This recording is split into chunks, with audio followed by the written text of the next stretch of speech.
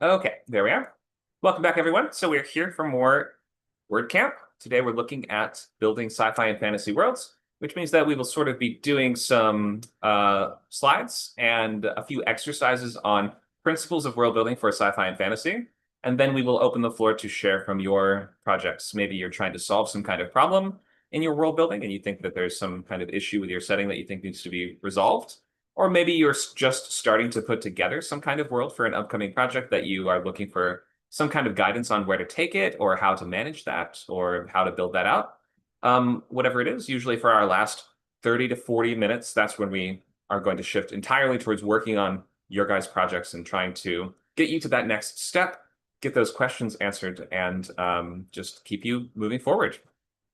This is part of our bootcamp series, although this one here is not in the official bootcamp. This is like a prep course that we are working up towards the start of our new novel bootcamp, which starts on do we have the date for the start of it?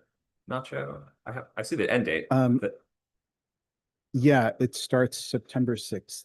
September 6th. Oh, just next week. Saturday. Okay, great. So we have this is the one sort of like interstitial class between the boot camps before we're getting going on week 0 with the new one. So that will be just next week is when we're starting the novel boot camp. So please sign up if you're interested. You can find that link in the chat now, or by typing !boot camps. Then you can find, or boot camp singular. Then you can find all those links in our Discord chat.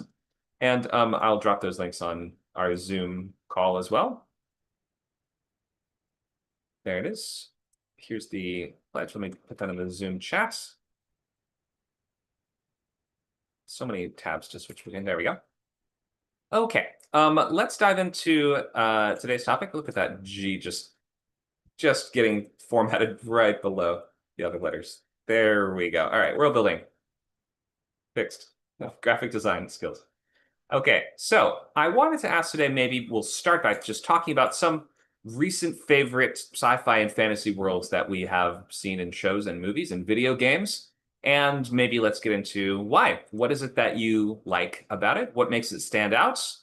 I'll start with one, but then I'll open the floor to anyone that wants to shout one out and just be ready to say what makes it stand out? What makes you like it? Why do you think it's special? So I'll start today with Fallout. Fallout's only getting bigger with the TV show doing really well, and certainly more games on the way, but these have been around since the 90s. And although the genre of the games have sort of changed over time from isometric role-playing games to more first-person shooter style action and RPGs, the world has stayed more consistent. We are looking at a post-apocalyptic kind of version of America, all the games being set in various cities of America. And it is several hundred years in the future in a world that kind of never really culturally developed past the 1950s. So we are in like the 2200s or something like that. Somebody can give me the exact date if they know the lore better than me. But it is a sort of 1950s vision of the future in which nuclear power is relied on for a lot more than it is in real life, sort of irresponsibly applied to everything from like home refrigeration units to the foods that people eat. There's radioactive material in almost everything. Luke tells us it's the year 2277. Thank you for that. And it is, of course, a world ended by nuclear weapons. So when people emerge from the vaults, all that's left is this old sort of retro-futuristic 1950s technology. I think it's a cool combination of retro and futuristic. And what I really like that has stayed consistent, more or less, though it has modulated a little bit all throughout these different entries, is the tone.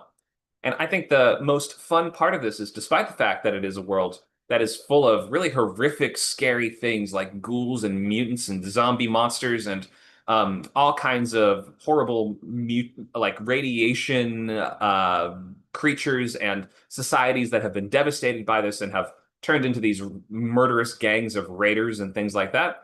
There is a lighthearted, glib, sort of irreverent tone to the storytelling. Part of that is supported by the world building, given that sort of like the overriding joke of the world being this irresponsible approach towards radioactive power and just like the science, the sort of explosion of science of the mid 20th century. That is pervaded throughout the entire story. You have sort of characters that represent kind of exaggerated versions of politicians from US culture, especially from that time, or various public figures like Elvis and things like that. Some societies in the post-apocalypse that seem to have kind of use those as the foundation for their creation. Like you have a sort of in the New Vegas kind of world, you have a cult that worships this sort of Elvis impersonator as the true king. And there are all various other types of Elvis impersonators, but they think he's the real one. So it just has this kind of pervading goofiness to it that exists in parallel to the seriousness, but also sometimes intermixed with that seriousness, because sometimes the stories have this very grave, epic, dark tone too, but it is always mixed with this lightness and this almost casual approach to the, or like this, I would describe it as a blasé approach to post-apocalyptic violence.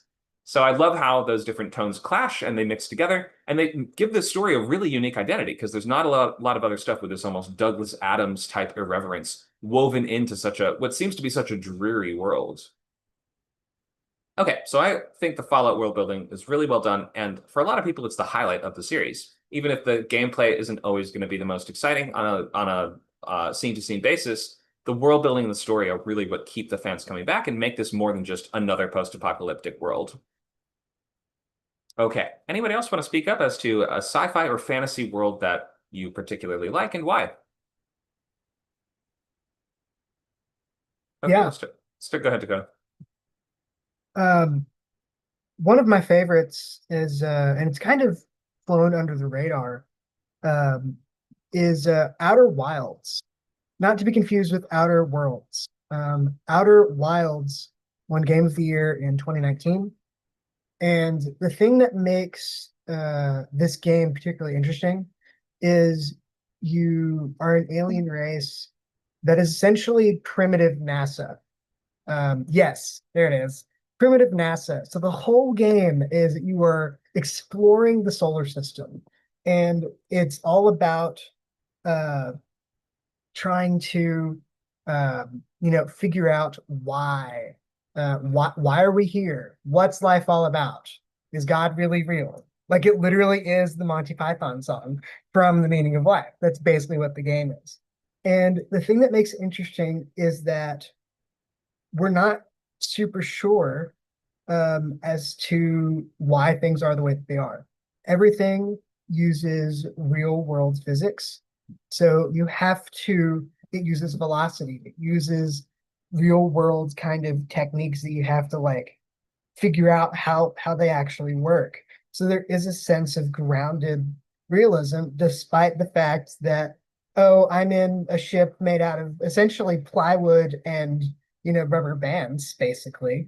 And all the missions have failed, but this one, the one that we're on, this is the one that's going to be successful because, of course, it is. And you're essentially in what is essentially a big, like your suit is basically a scuba suit, really. Like that's basically what it looks like. It's like a cross between like an Indiana Jones and like a scuba suit kind of thing. It's really bizarre. But the planets are completely different. There's one that looks like Earth. There's one that is where there's tornadoes. There's like literally like just water tornadoes in the atmosphere. There's one where it's completely destroyed and there's like fish, like anglerfish, just space anglerfish is terrifying. So there's different kinds of environments that you have to like go through and everything is kind of connected together within the story. You think, oh, it's like little bitty, puzzles here and there. But everything kind of makes sense once you get into like the story and everything. And Cool. the story and the world building is really the thing that kind of makes this game really fun because of how difficult it is, how like annoyingly hard it can be, but it's just so much fun. It's a very unique take on space exploration. It really is. It's really, really fun. Cool. Thank you for that. Yeah, really well received game. Haven't played it yet, but seems like what you're really responding to is the variety and the mystery. Like learning the answers to these things actually becomes just as fun as, the gameplay itself. Let's hear from Luke. Go ahead. Let's talk about the Matrix. Probably my My favorite favorite. too. Yeah. Um, it if you take it literally, you can see all kinds of problems with the world building, but if you take it as a metaphor or an allegory, it all works. My favorite sci-fi thing maybe ever is these first two episodes of the Animatrix called The Second Renaissance, parts 1 and 2, and it is incredible. It adds so much context to the movies, and I don't know, the movies have the machines are like these horrible, monstrous, villains basically. Um, but in the prequel of these shorts, basically humans are the villains and the machines are the innocent like victims. Um, well, maybe not so innocent. It devolves into the war that ends the world basically before the Matrix starts. Um, really great, really great symbolism and imagery and just all these lovely little shots I could call out, like the machines build they settle in the cradle of human civilization, which is like the Middle East, and it cuts to the UN, and there's a guy polishing the big globe, like the gold like map with all the continents, and you see a fly land on the Sinai Peninsula, and he just swats it, and there's this big black like spot, just lots of great visuals in this thing. There's visuals of like robots building pyramids like slaves and things like this. And I don't know, it tickles my brainstem. It's horrible, it's interesting, it's unique, and kind of makes you feel the whole gamut of emotions. So really like it. Thanks for that. Can't praise it enough. Yeah, Go love the ahead. Matrix. And this scene where I mean, you're right. It reframes the machine so sympathetically. This is the scene where they go to the UN as a peace offering, Yeah.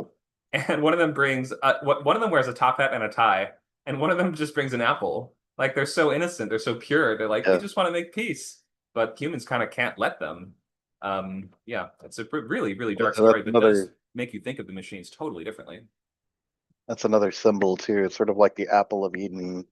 And the narrator tells you like this won't be the last time the machines take the floor here. And the next time you see like this image of the apple like being eaten by maggots, and it transforms into this black sphere, and then you see the machine like holding the sphere and like delivering his demands or its demands to all these captive humans in the UN as his audience. It's great. You got to watch it. Agreed. Yeah, such good symbolism.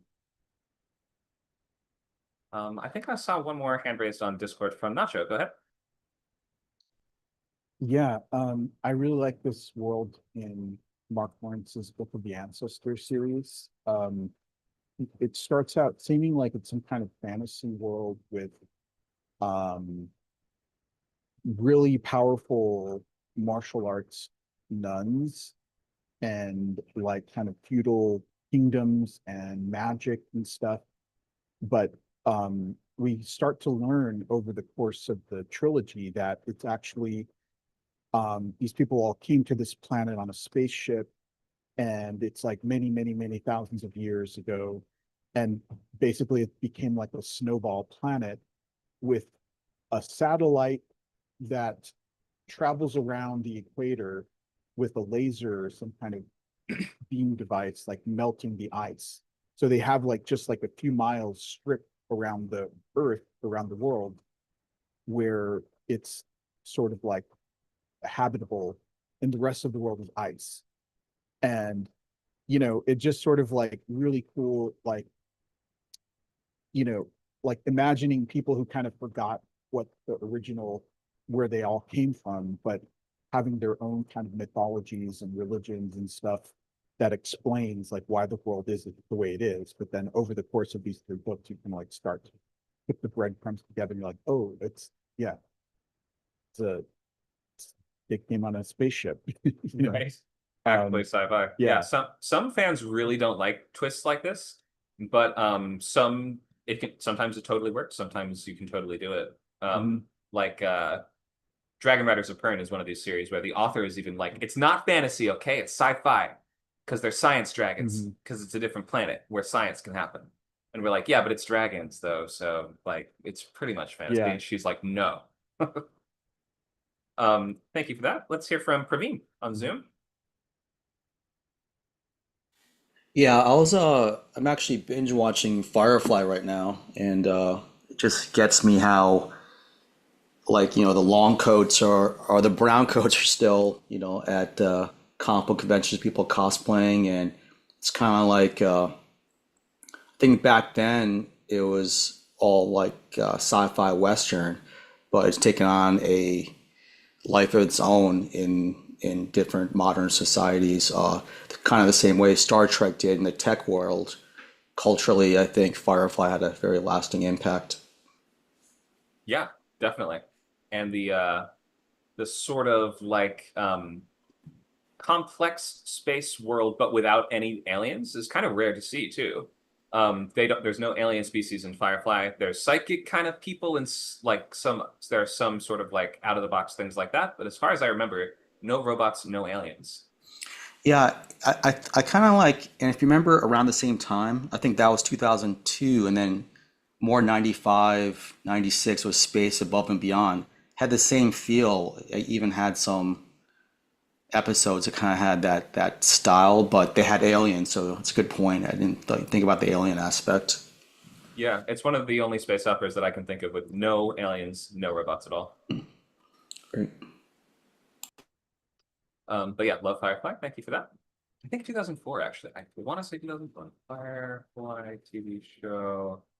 No, you're right. 2002. It was over by 2004. God, that was so quick. Just one single year. We're still talking about it. All right, let's go into some slides on world building. Thank you for sharing, everybody that spoke to some of their favorite worlds. So basically, we're talking about developing detailed and plausible fictional worlds. The word realistic is not on there. Notice that, first of all. We're not trying to make things that are perfectly 100% plausible, could happen in real worlds, real space, the existing universe as we know it. Plausible is the term to be thinking here, because we can buy almost anything as far as a story is concerned. The audience has an incredibly wide suspension or sense of suspension of disbelief. It starts wider, or our lens for it starts a bit wider, but it narrows as the story goes on, or as a franchise goes on, which is why it's really important to sort of set up the key rules and principles, usually in the first half of the story before you get to the second half. We shouldn't usually be introducing brand new principles in the second half.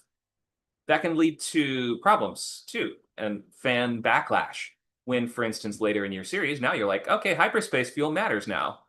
And we're like, oh, we really went to like, I think 8 movies where nobody ever even mentioned fuel that they had to use. And now it's a key plot point. What?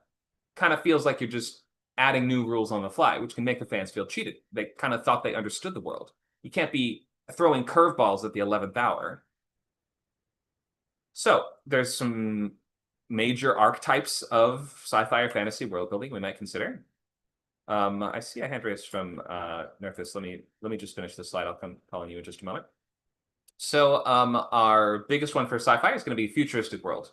Takes place in our galaxy, but at some later point in the timeline. We even things where it gets pretty alien and pretty strange, like Dune or things like that. They do still have an Earth somewhere in the galaxy that is like the homeworld of the humans, and sometimes it still plays a major role, and sometimes it is like a relic that nobody cares about anymore. And in Battlestar Galactica, it's sort of a fabled homeworld we're all trying to find. But in any case, there is an Earth, and we are existing at some point in the future. Although I believe the Battlestar Galactica development is that it in fact is the ancient past, and these are like the sort of proto-humans that mingled with Neanderthals, or I don't know. We're gonna have to get Luke up to talk about how that worked out at some point. Okay, so secondary world is completely imagined galaxy with no Earth, or Earth is just so radically different that we might as well not even call it Earth at all. Sometimes there's no humans at all, but usually there's humans somehow. And then we have hidden world, where our world exists parallel to speculative elements, and they may cross over in terms of portal fantasy worlds like Narnia, where we can go back and forth, or Harry Potter, which is again sort of like portal fantasy, where we can go back and forth with the train or the subway station being that different portals that we can use to access Hogwarts land. But sometimes these stories end up taking place mostly in the secondary worlds, to the point where it might as well just be secondary world. Like we leave Earth behind so early that it just doesn't really matter. Like John Carter of Mars It starts on Earth. He's a Confederate soldier, if I remember correctly, but almost the entirety of that series takes place on Mars, or Barsoom, as it's called. And so Earth just doesn't matter. There's another one that I wanted to throw in here as well. A new challenger has approached. Borderline mystical. And this is going to be some movies or series that feature elements that, or we continually raise the question, is there something supernatural or technological going on here? But we prolong the answer for a very long time, if we ever even answer it at all. Sometimes we just don't answer. The borderline elements might be a factor of your character's altered perception of the world. Like in True Detective, you could argue that Rust Cole is sort of seeing these birds move into these weird glyphs in the air as a reflection of his mental state or his ability to make connections between things and sort of see patterns. Maybe that's what that is. The sort of angel type characters in the Max Payne movie and first game, and the kind of like mythological references to this upcoming kind of like Ragnarok kind of apocalypse that pervades the first Max Payne story. Is that a metaphor? Is that the characters being on drugs and they're kind of misinterpreting things as signs of this apocalypse? It's never really clarified at all.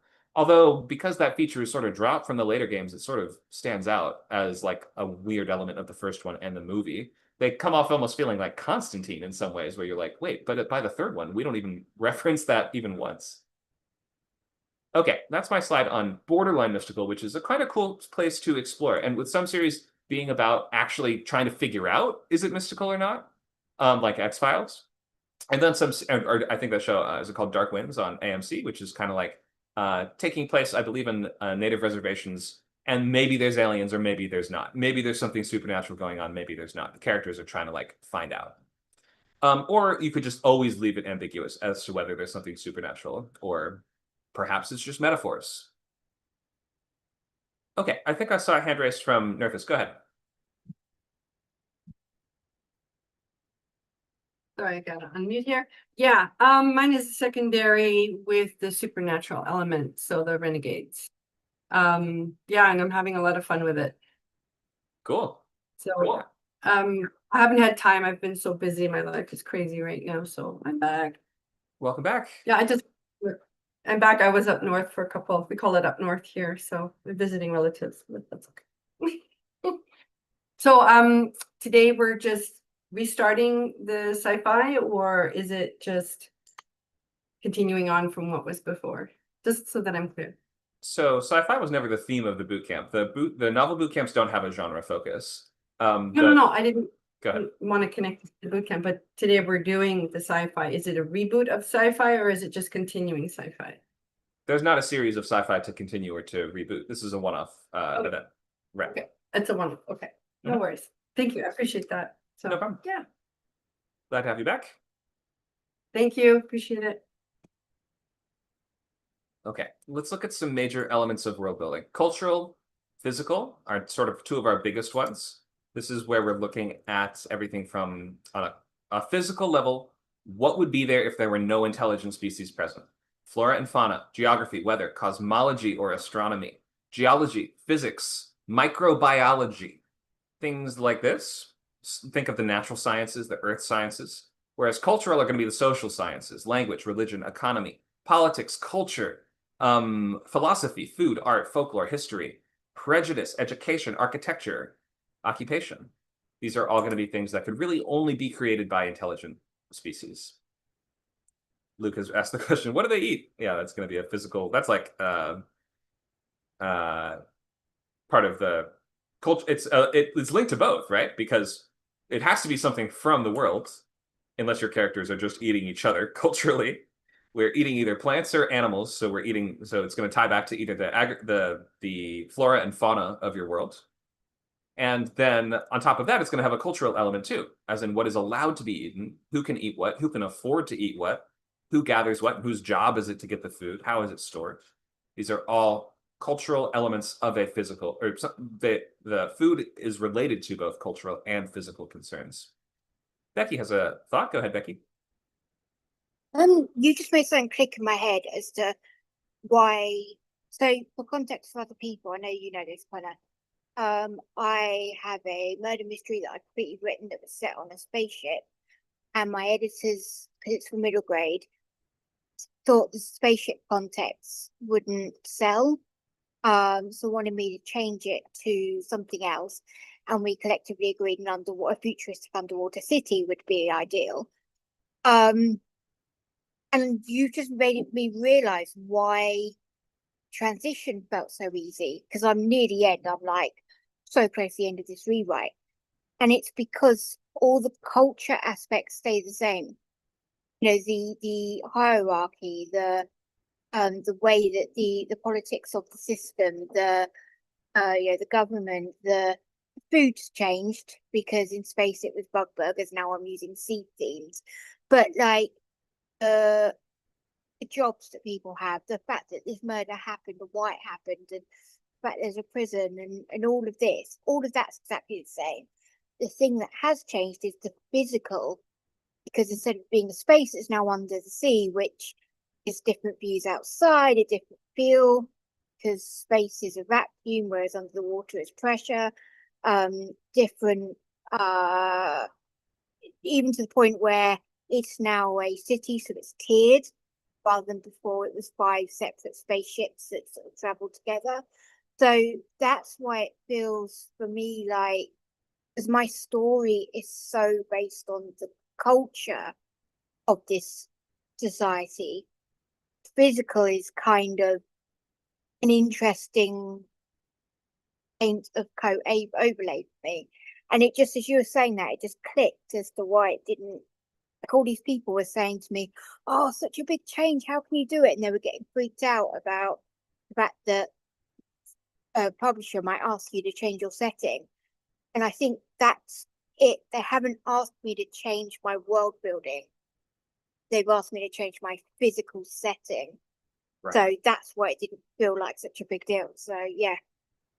Makes sense. I could think just culturally the biggest difference between a setting where everyone's on a spaceship or a series of spaceships and they're traveling somewhere versus we're in an underwater city and we're stationary is that one of those has the feeling of we're looking for a home, and one of them is like we are home. And so that can really affect a culture Yeah. in terms of like what motivates people, what the major jobs are, what do they value. If it's more about we are at a place and we just need to make it work here, this is our home planet and we just need to adapt to it, that will lead to certain different like cultural ideas and like a slightly different value set. It feels a little hopeless to be on this trek, to be on a space journey where we're like we can't, the voyage or the destination is nowhere in sight. Like it's a little different. Yeah.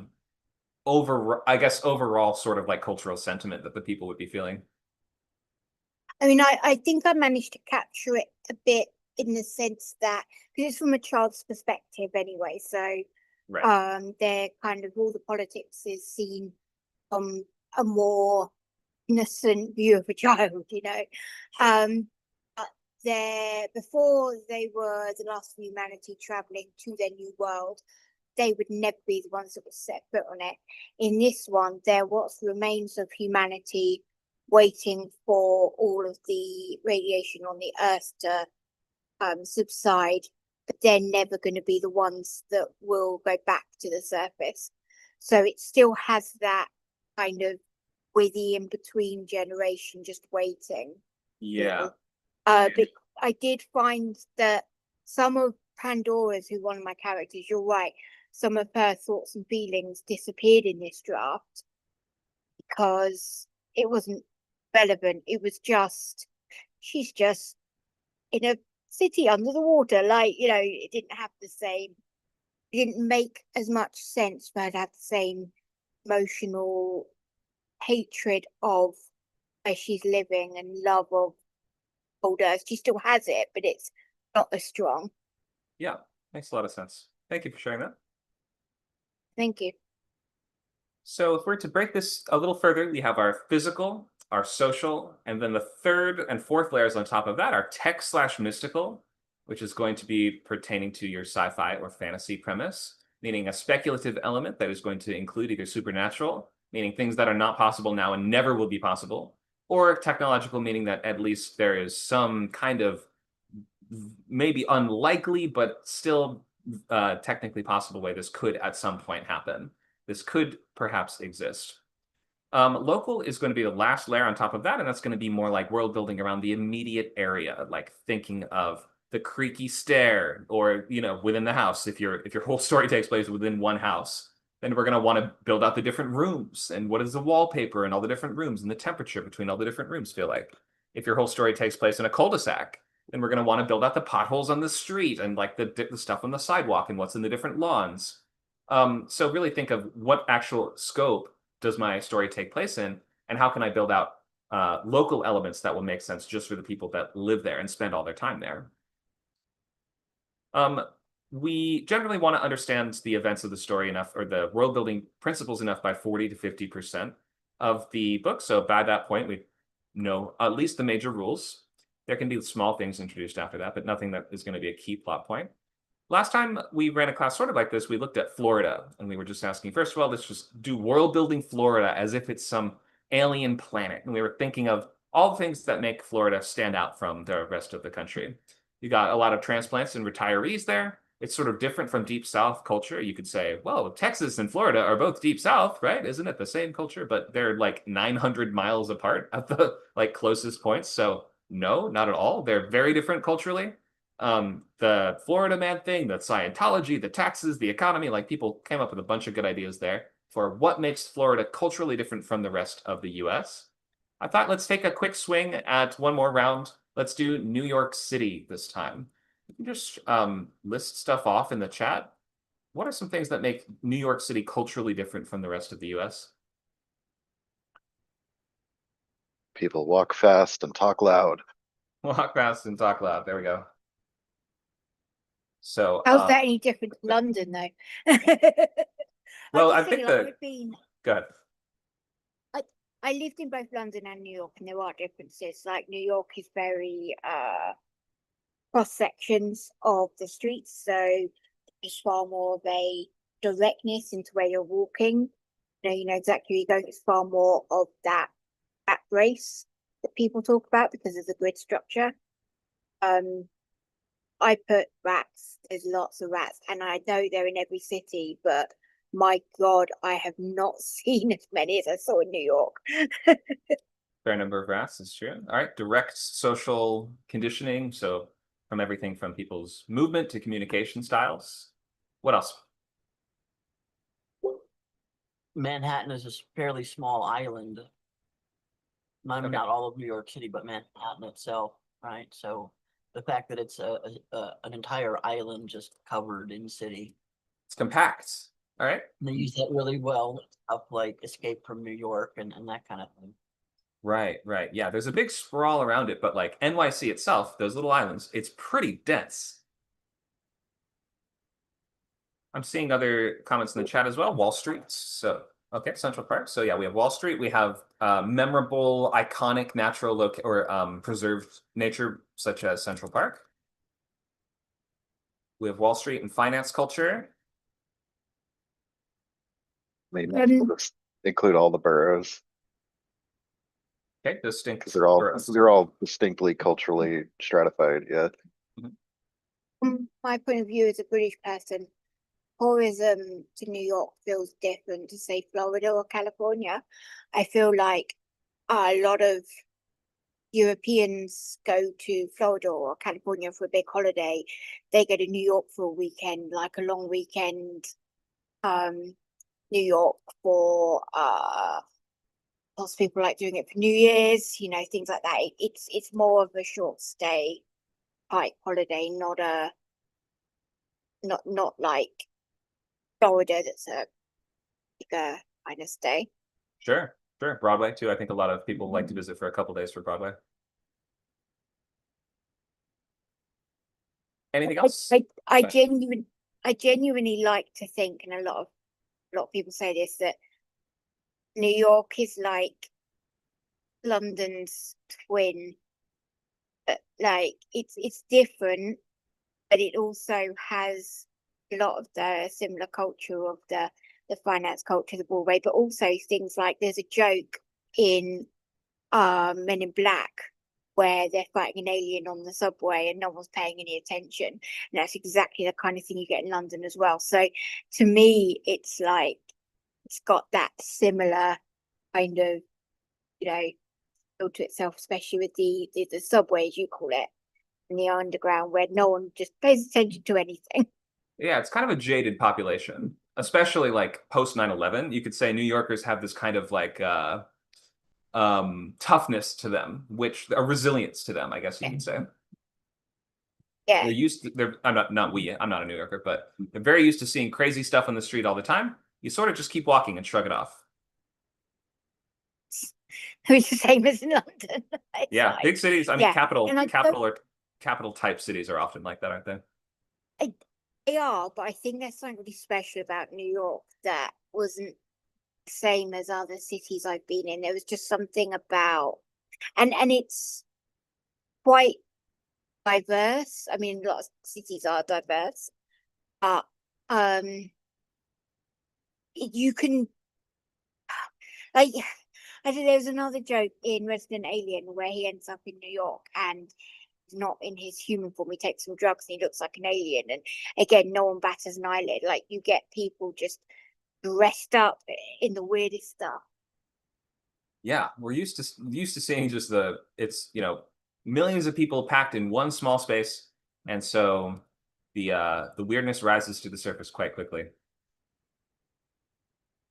Thank you for these ideas. So I saw more in the chat. Great, lots of great ideas there from everybody. We won't spend most of our time today on the mundane stuff though.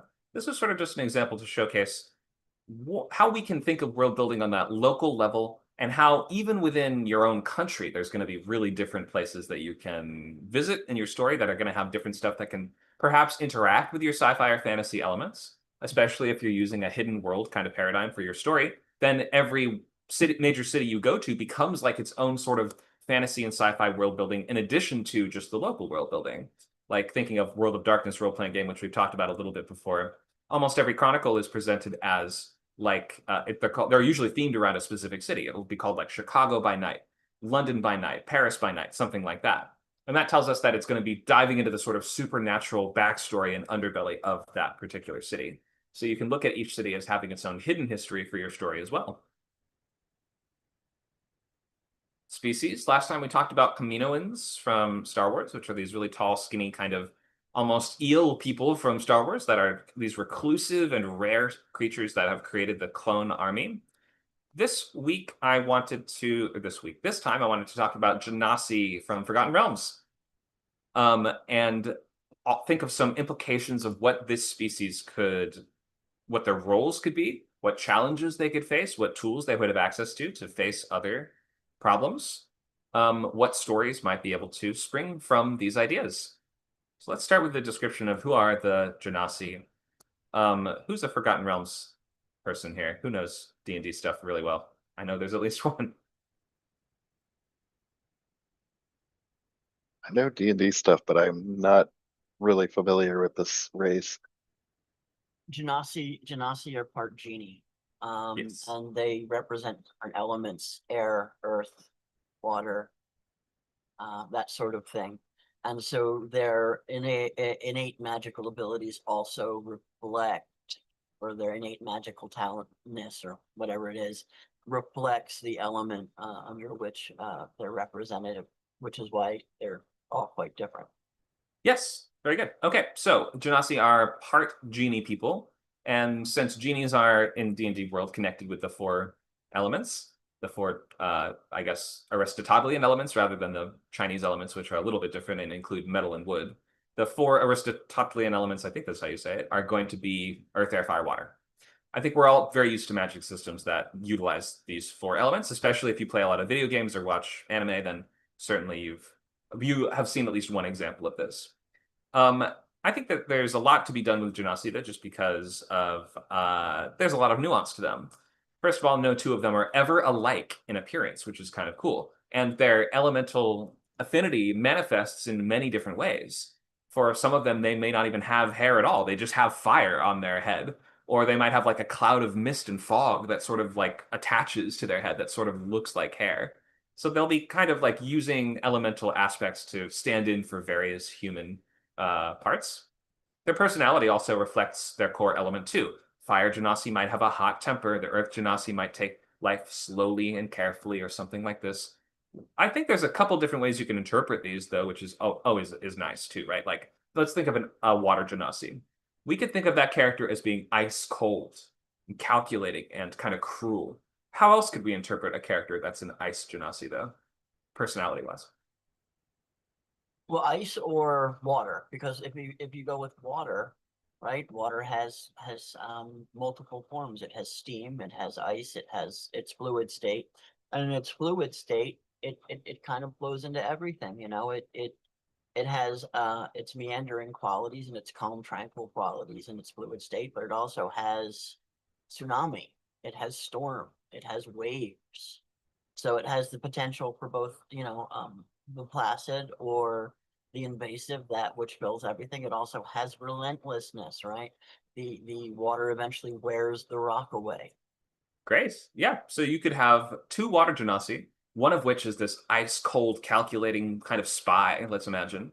And then you might have another one that's a stoner, and they're just chill and they go with the flow. So yeah, you can interpret those in very different ways. Fire is kind of tricky to interpret as more like, uh, calm or even tempered, but you could find a way to do it. Like a lava flow is sort of slow and more pondering, right? Or you could have, the idea that fire can be both destructive and productive. And so one person is concerned with the destruction element of fire, and another, maybe is a blacksmith who, can create his own heat and shape, metal, and use his, and use his fire to dig up clay from a stream and create, pottery directly and that kind of thing. That could be cool. Yeah, Dakota mentions a campfire could work, or maybe if we imagine kind of a half warforged fire genasi, maybe they're like a walking wood stove robot, and people gather around them in the cold, and they're actually like a force of comfort and healing in the world rather than a force of destruction. You come up, they give you a stick with a marshmallow on it, like they have a magical ability to create marshmallows, things like that. You could interpret it that way too. So, what are some physical or social ramifications of these effects? I have a couple samples on the board. These are just off the top of my head. First of all, Karlak from Baldur's Gate 3 is not a genasi. I think she's a devil, actually, but this could be the same effect, right? You're so hot, you can't touch anyone because you would just burn or kill them. And so, or maybe you can only touch other fire based creatures. And as a result, you can't socially or romantically get close to anyone. And so you build certain walls and you become a much more guarded person, right? Or what about this one I thought of? Earth genasi. You make plants grow everywhere that you touch, or anything that you touch. Any plants that you touch begin to grow. Therefore, you can't eat plants because they would grow throughout your whole body. So you can only eat meat. And so we have an earth, like a green skin kind of nature earth genasi that can only kill and eat living creatures. What else comes to mind? That's a strange take on the "don't swallow the watermelon seeds, it'll grow in your stomach" trope. Yeah, they actually would go all they burst out of your ears and your mouth and stuff when you as soon as you ate one. So what else comes to mind? Let's think of some both physical and the social ramifications that would stem from those physical changes.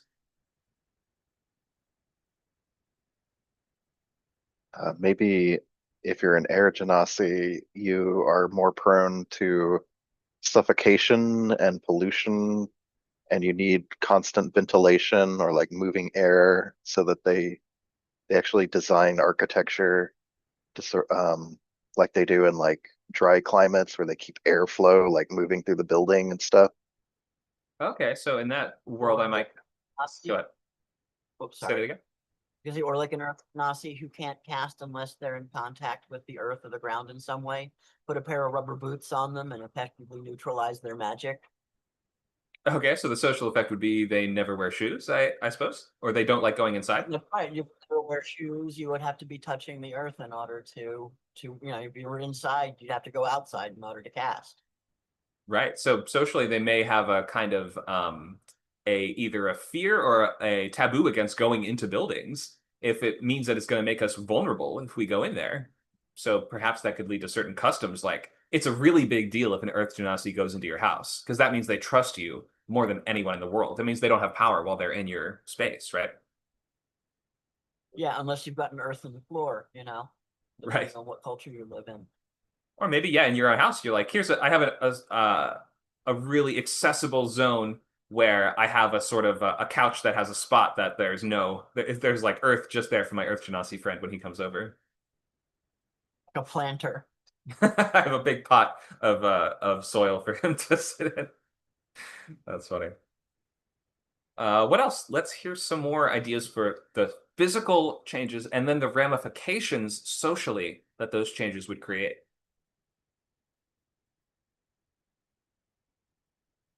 I could easily see a, a group of these beings being enslaved to sort of make plants grow or to do whatever elemental thing you can think of. Sure, that's in a dark world, we could see the Earth Genasis have been enslaved to make the farms grow. In a lighter take, we could say that's a good job that they could have, right? They're highly paid for their expertise in going from farm to farm and fixing everyone's harvest. Or, having an ocean Genasi on your ship would be a game changer, right? Like, if you don't have one, you're pretty much dead in the water compared to all the ships that do. Just imagining them tied to the front of the ship like those I don't know what they're called, but like there'll be like a mermaid or something up there. Masthead? Is that what that's called? I think that's what that's called. Yeah. On the keel, or maybe keelhead. I think it's masthead.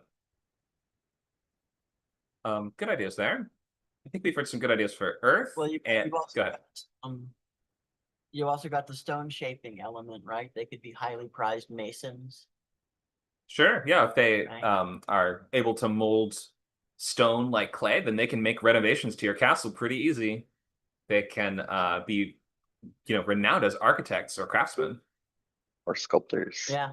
That could Sculptors. lead to social ramifications where sort of like they're making idols for people for money, but they don't actually believe in the religion or something. That's an interesting dynamic. Would be cool. It probably also would lead to Stone Genasi being known as the artists of all of these because they're the only ones whose powers make something permanent. Because anything you make out of ice isn't going to last. Fire can't create anything permanent either, except like you could maybe superheat stuff. I You suppose could, there's ways you can use fire to make permanent things, but fire doesn't inherently create permanent things the way that stone is inherently right? permanent. That would be a great character, like an artisan that sculpts with fire, or they engrave, or I don't know. There's all kinds of things you could do. Metalworking, we talked about that. Sure. Charcoal art, perhaps. Yeah, I have a degree in ceramics glass, and we often referred to that as playing with fire. Yeah. I'm sure that Fire Genasi could do amazing glasswork. Okay, some good ideas there. I have we don't have to do all of these if our time we actually have a good amount of time. So at least for 10 minutes, let's take a few swings at these. This is kind of just rapid fire world building exercise on the implications of different weird stuff. These are weird rules that might apply to a world, and I want to think of what would this maybe tell the audience about the world, or if you were the audience, what would you start to maybe think is the rationale for that? What roads would this lead us down? And then we could use that to build out the rest of the world from just this one fact about it. So I'm going to call a couple of these and I have 2 pages of them. We don't have to do every one. And of course, coming up right after this, we will want to discuss your guys' story worlds. So I'd be getting your materials ready if you have something that you want to share, if it's a sketchbook or a one sheet or an outline or something like that, or maybe it's just a few sentences or a few pictures or something to share for building and developing your story's setting. If you're trying to work on that, today is a day you can get feedback on that if you want to, and just get some of that work done. Let's start with this though, so while everyone's getting their materials ready. So let's just start with blood. Okay, Luke already mentions he's done blood as currency before. Okay, if the society uses blood as currency, that Big Mac will be 2.5 milliliters. What does that tell us about the world? What are some of these implications? that it's ruled by vampires. That seems like the most obvious. Yeah, that's where many minds might go. Go ahead. Completely different route. I went a completely different route. He said we're all ruled by vampires. I went, it's a world that is, I am left wing, so far left wing that it expects everyone to donate blood to people who need it. So it's like, that's how you pay for things because you're donating blood. Like, Oh, I just went that way. it would just be a social welfare system that's enforced by making it the foundation of the currency. Yeah, exactly. I could see that if it were a And world where that were the then- case. One second, let me just stick with this one Right. for just a sec. I'll call you. So a world in which we have a social welfare system that is enforced at the most basic level of it is the currency you need for everything. That would probably tell me that that government went through a severe crisis, or that that country went through some kind of crisis where blood became really rare and hard to get, and we needed a lot of it. And this became the most expedient way towards getting what we need to allow the population to survive. So if that were the case, this would, first of all, to me, sound like more of a temporary measure. Like it would be a little unusual for this to keep going past that point of crisis, just because it's so distasteful to people. Unless it were some sort of continuing crisis, like was there some sort of major pathogen that went through the population or something like that? I'm not sure. Becky, what else do you think could be the world in which that would come to pass? I mean, I like that idea, some kind of pathogen. Yeah, I mean, or it could be some kind of, I mean, going really dark. They've discovered a way to, there were those people in the olden times that used to like drinking, like washing maidens' blood to keep them young. But Sure. if they've actually found a way to use blood to keep people immortal, so the very rich don't want money. Money's useless now. Gold is useless now. Poor people's blood is the most important thing because it keeps the rich young and youthful like forever. Yeah, could work. It's a little unusual for a currency system to require the currency to be consumed to use it, but then again, if it is constantly being produced too, then it might be able to balance out as long as your population remains stable. Yeah. I heard Megan. Go ahead, Megan. Oh, all good. I'm sorry to interrupt, by the way. I No problem. apologize. I was also leaning towards the pathogen thing, where the blood and maybe even particularly the blood of, say, those who are immune becomes suddenly valuable. Oh, special And blood. that is the blood. It's not necessarily everyone's blood, but the blood of the immune. Oh And God. that everybody seeks it to up their immune system so that the pathogen doesn't kill them. Wow, that's super scary to think that it's just some people that their blood. Yeah, no kidding. That would be terrible to be a person with actual usable blood in that world, because now everyone wants it, and you're essentially a money dispenser if someone just takes your blood. I could see that. So that was my thought. Thank you for that. The thing that comes to mind for me as well is maybe there was some sort of genetic issue that spread through the population or due to fallout or something like that has resulted in widespread hemophilia. Like people bleed a lot worse in this world, and so they just need blood transfusions more, perhaps. I would say the foundation of your currency system. It is Go that's, oh, sorry. It's whatever it is that's unique about that person's blood. I mean, they've got this guy, they're trying to figure out why he attracts sea light, and they think it's something in his blood that's doing it. It's just weird. Right. Yeah. So different blood could have different properties that might have different effects. That's true. Different blood types affect whether or not you get, and also diets and things can affect how many mosquitoes bite you. I met a guy who was studying mosquitoes and why they bite certain people more than others, believe it or not. Oh, I guess they can smell it. Strange thing. Right. So, I mean, imagine if you've got the blood type that no mosquitoes will ever bite, that'd be worth something. Right. Or it's a world where your mosquitoes are 10 feet tall, in which case now it becomes more relevant. Got a weird idea. Go What ahead. if there are skeletons or some kind of beings that lack blood and they're in some kind of like flesh dimension where they have to like harvest the blood from like massive veins or something? It's like almost like oil. Oh, okay. And each one needs are they trying to make bodies for themselves individually? I don't know, maybe it can it's like life force. Maybe it can like sustain them or something. I don't know. I just the image of bloodless beings like harvesting blood from a flesh dimension sounds like an interesting setting.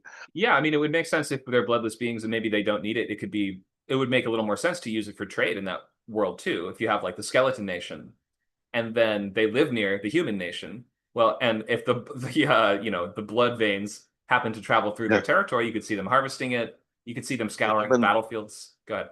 The humans need blood to irrigate their flesh crops or something, so the Yeah. skeletons could like use it as a trading commodity. True. Or if we have a vampire nation, a skeleton nation, and a human nation, and the skeleton There you nation, go. if they sort of act as the go-between between the two, because the vampires aren't going to attack them, they could almost be like the Switzerland between the two. I wonder if maybe they would sort of use blood as their currency to deal with the vampires. Could be cool. Let's do a new one. I like this. You start with a finite amount of money, and you can't get more. It only goes down.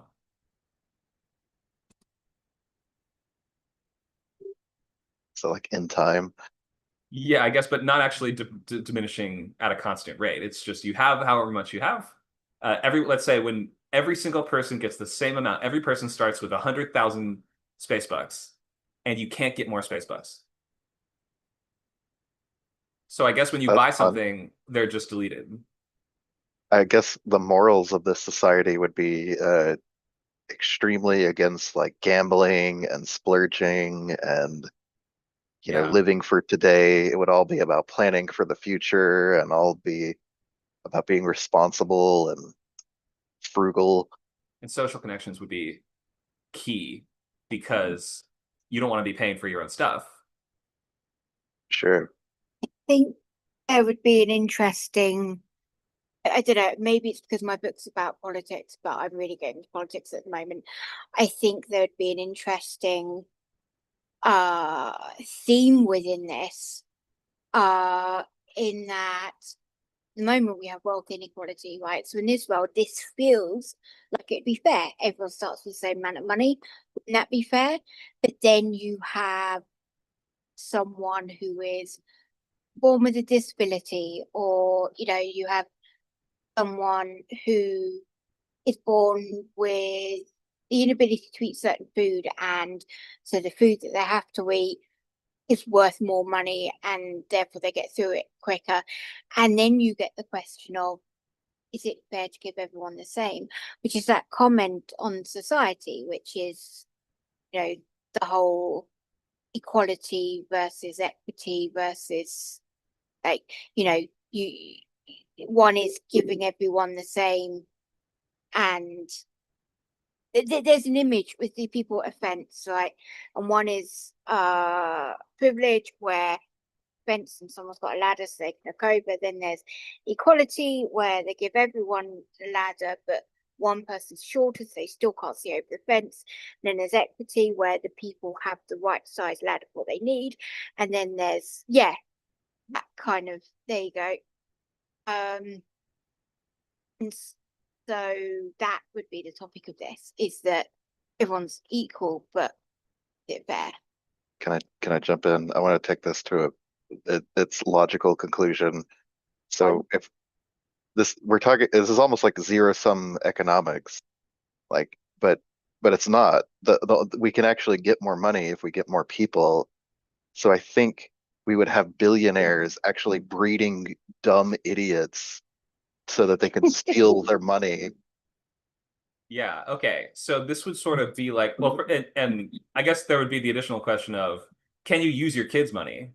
Like, do you have ownership of your child's money? Or do they only get it when they turn 18 or something like that? Or can they Well, only let's say access it? Go ahead. let's say they can access it when they're 18 and now they're like legally able to enter into contracts. There would Right. be like slave prisons for people just being bred for the purpose of turning 18 and giving all their money to Jeff Bezos or somebody. Sure. But Or- that go ahead. assumes an exchange of money rather than a constant withdrawal of money, where the money actually simply goes into a nothing, right? It's a physical sum on a computer screen, and you don't actually give it to someone; it just is erased. And in that case, you'll end up with a completely entropic society that has no motivation to do anything other than hopefully make their money last until their death. There's no motivation to actually go out and do anything. But what's to stop But me we already live in that from- world. Say, what's to stop ahead, Becky. me, Megan, from threatening you that I'm going to kill you if you don't spend your money on buying me car, the money disappears, but I get that car even though you're the one that's Oh, spent the yes, money. but there's nothing to stop that, but that would definitely be entropic in terms of how societies function. It would not be Yeah. positive. Yeah. So I definitely agree that there could be that.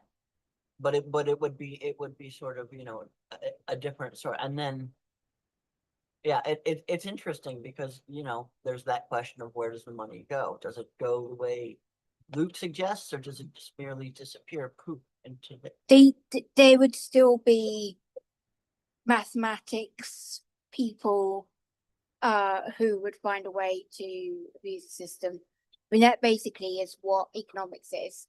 You know, the reason you've got billionaires, they've got mathematician taxation people who tell them where to save all their money and avoid putting it all back in the system. You know, you'd still have that. Let's ask the question, why would a society be like this? What would have led to this? Again, I think probably good intentions. It's like the end of capitalism. Capitalism has gotten to the point where I mean we're almost nearly there, like, but it's take the capitalism to the extreme of the billionaires or the trillionaires who have more money than a country, and then the poor. Like you say we are Nerthus, we're not. There are still people who are middle class, they're getting less. There are people who are middle class who are comfortable. Take it to the extreme, there are only trillionaires or poor people who are homeless, right? Who can't even afford rent because it's so much. End of capitalism, it doesn't work anymore. Government has to do something. And some countries did actually try. I mean, it's obviously it's not you get a certain amount of money, but some countries did try a universal scheme of every single person getting universal income. a basic universal income that covered the cost of rent and everything as a trial. All that did, because we're in a capitalist, by the way, was just inflation and everything then cost more, so it didn't work. It would only work in a post-capitalist society. That would be why it would be post-capitalism. Like Luke wants to say something. Go ahead. If the question was how did the world end up this way, it could just be that extreme idea of like universal basic income or something. Like let's say like an economics large language model takes over the planet Yep. and institutes its final economic solution where everybody gets this amount of money, everything's price fixed, rent frozen, and this is the system we're gonna live in now. Yeah, we're gonna do this for 100 years, so have fun. You get all your universal basic income at once as a lump sum rather than throughout your life. Sure. Enforced by your robot overlords. Yeah. Naturally. I All right, mean, I've got it's a simpler bunch. than it's simpler than paying people out when they're old and dealing with inflation and Yeah, all this stuff. might be better than Social Security.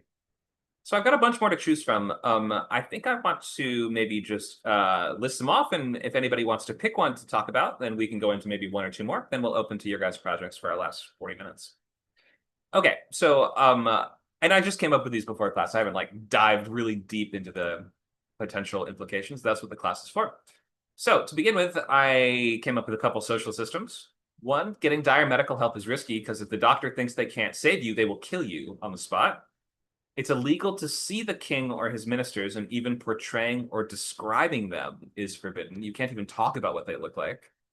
Every citizen gets one free crime in their lifetime. No consequences, but it's only one crime of any scale.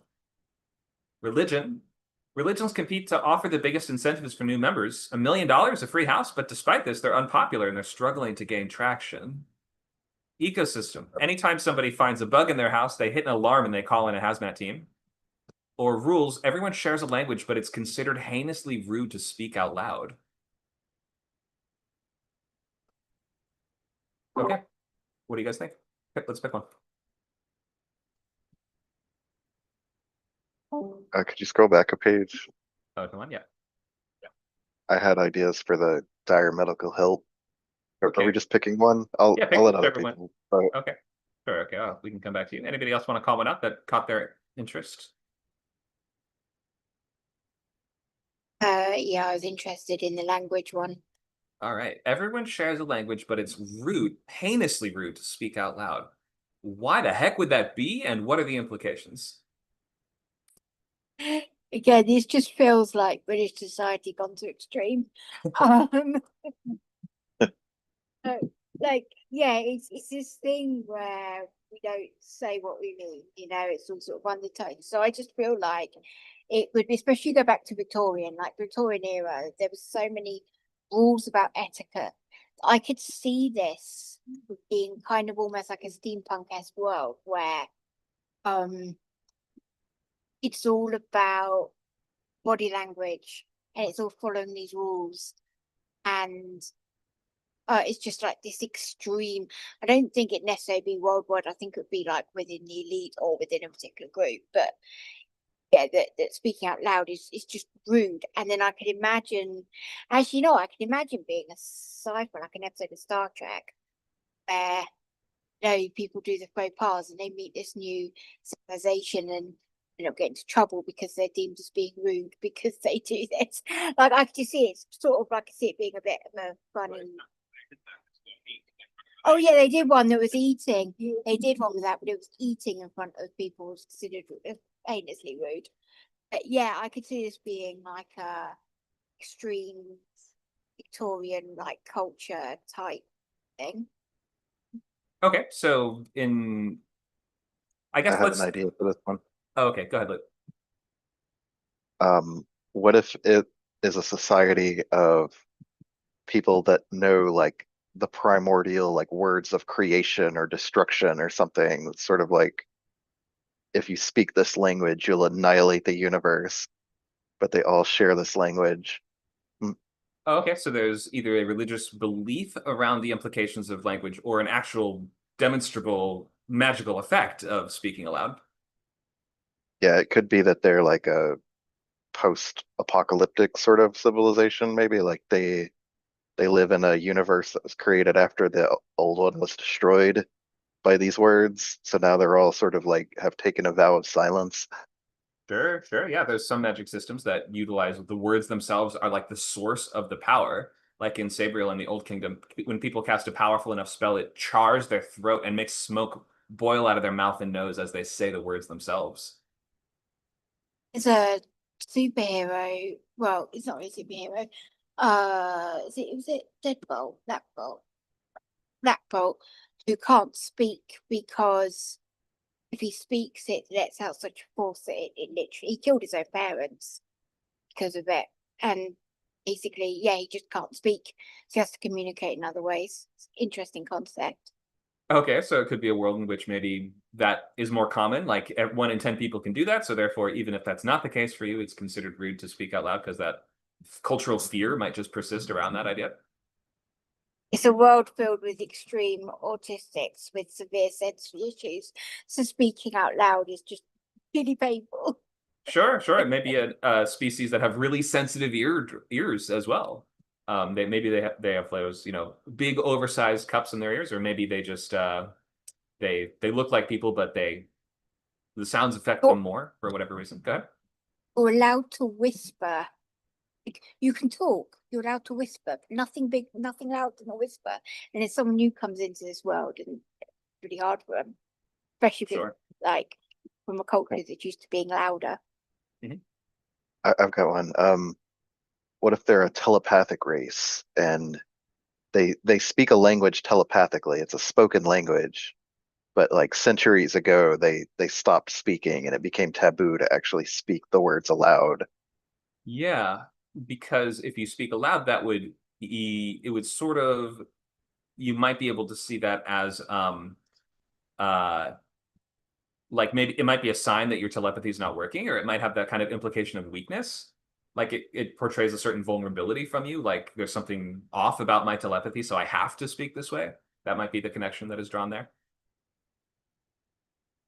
Sure. what if the telepathy is something that's like not natural to them, but an implanted thing, right? And those who can't have that implant are considered lesser. And, you know, it would be heinously rude to be around one because look, they can't even speak telepathically. Yeah, They can't even afford to do that. sure. So as a marker of social stratification, the higher classes, the ones that are able to telepathically communicate. I could see that. Any more ideas on rude to speak a loud world, or would someone like to pick a new idea? Let's do one more. How about ecosystem? Okay. Perhaps there's a bug that releases the toxic. They call it a hazmat. Just a Okay. bug. So there's a particular type of bug that is known as being especially deadly, and this could be the kind of world where maybe it's pretty new to them, so they can't identify that bug very well yet, or there's a risk that maybe it looks like lots of other types of bugs, so there's a chance that any bug you see could be that one. Go ahead, Luke. This is one of my old ideas. The idea that people left Earth not to explore space, but to escape bugs. And the moment we find bugs on our moon colony is when we have to hit red alert because, you know, we thought we had won the war against insects, but no, here they are on the moon or whatever. Any fans of For All Mankind in the chat? Oh, does that happen? Something not exactly like that, but there's an ant farm they have on a moon base, and they end up smashing Oh it no. by accident. And then that's in like season 2. And then for the next 2 seasons, every once in a while, characters are just finding ants randomly in their moon bases, like years down the line. It's funny. Even one of them comes back to Earth and finds one like wedged in his collar. All right, some fun ideas there. Thank you for everyone who tried the activities today. Let's open the floor to anybody that wants to get into their story world they're developing for their book that's upcoming, or maybe a book that you're already working on. I'm Go ahead. just gonna say I'm gonna go now because I'm like so close to getting this finished. So, Okay. thank you. That was fun. Yeah, thanks for joining. We'll see you next time. Okay, Have a so quick go one. ahead. In my Weird West, I have a group of elvish tribes, and I'm calling them tribals. Wondering if there's a better word for that. I think there probably is. Uh, Especially because unless, well, okay, so let's ask the question, how much do you want to talk about real world racial allegories? Like, because that just is a term that has yeah, been used in the past, especially it even is. watching the movie RRR, which is set in colonial India in the 1920s. They call the anyone that's not from the big cities, like the westernized big cities, they call them tribals. So that term Yeah. has been used directly before to mean the same thing. Do you want that, or do you want to lean away from that? Well, I mean, it is Weird West, so I'm using all the tropes of the Wild West genre with a twist, and one of the big ones is American Indians or Native Americans, um, and you know, natives. And there's lots of pejorative terms that my characters might call these people, but I'm wondering what the sort of socially accepted term might be. Socially Tribals accepted. just seems really generic. By who? By us or by them? By oh, I know what they call themselves, but it's more what the other races refer to them. Oh, Yeah, and natives, I guess, could work, but it's not quite specific about because like natives could mean other races too. These are like a particular race of elves. Um, anyway, oh, sorry, I it's just interrupted. one race of elves they have an issue with, or that they would refer to with a pejorative term. Um, for the most, so the main, largest population races are dwarves, elves, and humans, and they all sort of united culturally to end this world-ending threat hundreds of years ago. So there's still some like cultural overlap. Um, but uh the ash skin, they're kind of like Ashlanders from Morrowind or something is how I'm imagining them. Um, I don't know if that's helpful. I forgot what the original question was. I think we're still on what to call them. I don't know Morrowind, so I don't know Ashlanders. But so are they physically different from the other species in some way? Yes, their ears point backwards or like horizontal instead of vertical. They have like dark ashy skin. Um, and they're like culturally um I don't know what the word, they're more like the native tribes culturally than like the European steam technology kind of people. Mm-hmm. So but you have elves as part of the sort of more westernized races too, is that right? Or even the colonizer type Yeah, races? there's some colonizer elves. There's particularly like the high golden type elf, the Saracen elves are they're they're not that big of a part of the setting, but they're like pretty pretty evil in my book. They're pretty colonizery and supremacist. Okay, but so if that's the case, then they would probably be pretty aware of the fact that a lot of people would lump them in with the what they would consider to be the savage elves as well. So what they might do is they would focus on those physical differences. You know, call them the ash skin, call them the knife ears, or something like that. That would sort of like really clearly mark a physical difference to be like, oh, we're not like them. We're not ash skins. We're elves. You know what I mean? Like they would have a sort of like point of physical distinction that everyone could see. Ashskins is pretty good. Or I don't know. Something with ash. I feel like there might be if that's like a really clear physical But distinction. maybe there's another word for that, like Yeah, cinder. So it's something thunder, cinder cold. folk. Yeah, maybe there's something there. Um, but yeah, what would the sort of like academic clinical term be for a bunch of uh tribes and nations and I don't know, there's all these little microcultures. Like what would they just lump them all under? Like Indians would is what they would lump them under academically in the 1800s, They might just call them all like like in Fae America. or something like that. Then Fae, or they might call them all. They might just call them all elves, like pejoratively. Even like any race that's not like the mainstream ones might just be elves, or like what are they called? Small folk, isn't that what they or the wee folk, or they might just use a sort of broader term for like elves, fairies, and just like magical creatures like that. Something folk sounds pretty good. Okay, Something folk. getting Ash closer folk. then. Yeah, ash folk, cinder folk, smoke folk, smoke folk. Definitely not that one. Folk. Sit folk is kind of hard to say. Uh, but I like the way it looks. I don't know. Well, I'm spending too much time on this. It's just a simple That's okay. Maybe we'll question. put I the know. I yeah. We'll say if anyone has ideas, list them in the chat, and then you can do that for the rest of yeah, the class. appreciate it. Thank you for that. I'll figure it out one day. Sometimes also those names are or pejorative, especially pejorative or slur type names are based on the habits or practices of those other species. So call them like, bone eaters or whatever it is. Yeah, whatever it is that Bone they eaters. do. All right. Like find what they do that seems distasteful to your in group.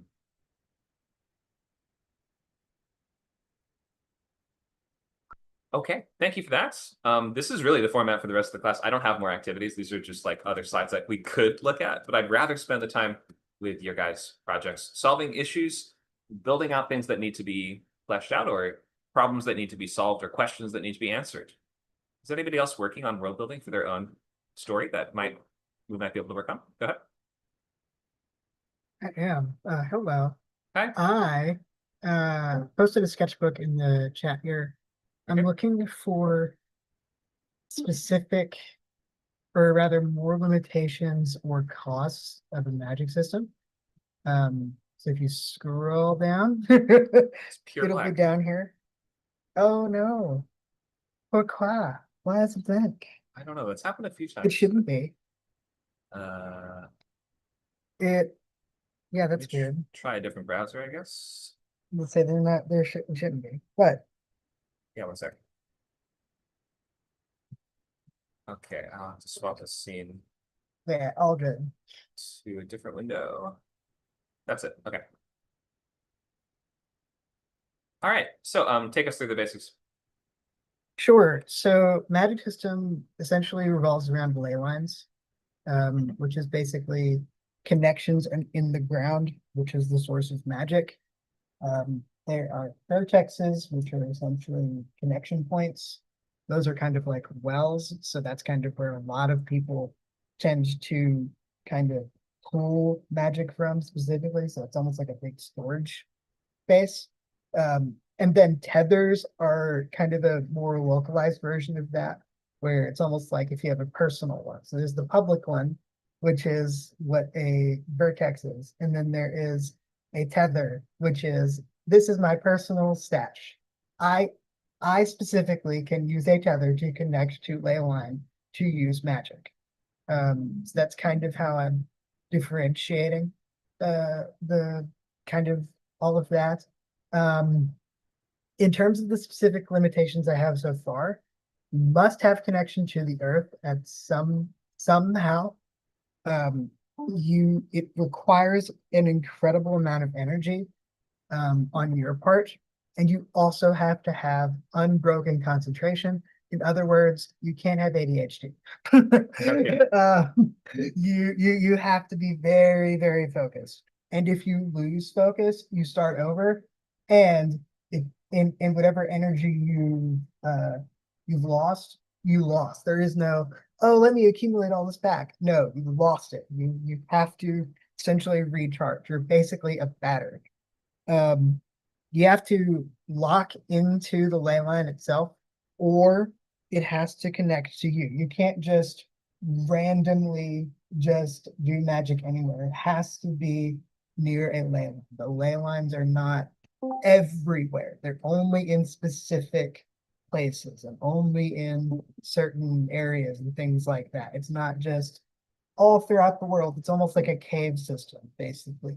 It's kind of how I'm thinking, or underground rivers, something like that, right? Where you can't just randomly do magic in random places. You have to be in specific spots.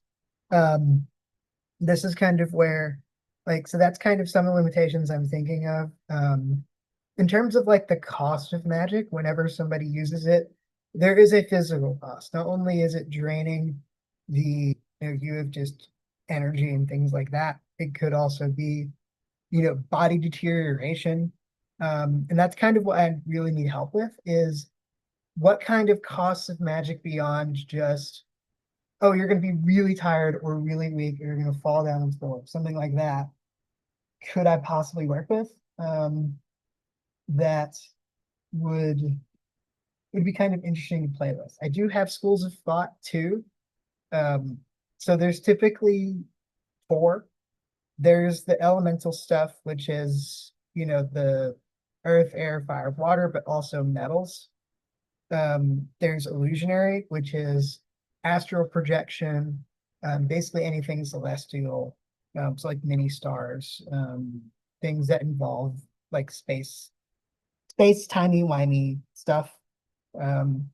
And also like specter magic. So this is invisibility, teleportation, anything involving, like shadow manipulation, things like that. And then audio, which is more like a kind of like a niche one. Like that one's a little bit more rare, but basically it is. I'm able to not only it's kind of it's super hearing, but it's also I can hear like if you have written something down, right? Like say if I were reading the Bible, for instance, and I was reading the book of Acts, I would be able to hear Paul's voice reading the book, like as I'm reading the book of Acts. It wouldn't be like a random narrator, it would actually be what Paul sounded like, if that makes sense. Yeah. And then medical, so healing. And that's kind of the schools of thought besides defense. Because I think defense is kind of its own thing that I haven't fleshed out yet, but I'm really focusing in on what are the costs of these things.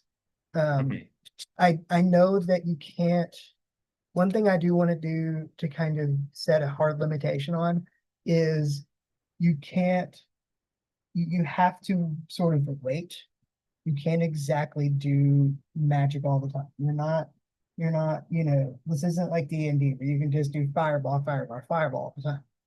Like you gotta like wait a minute to do it. And yep. Well, why? Why do we have to wait?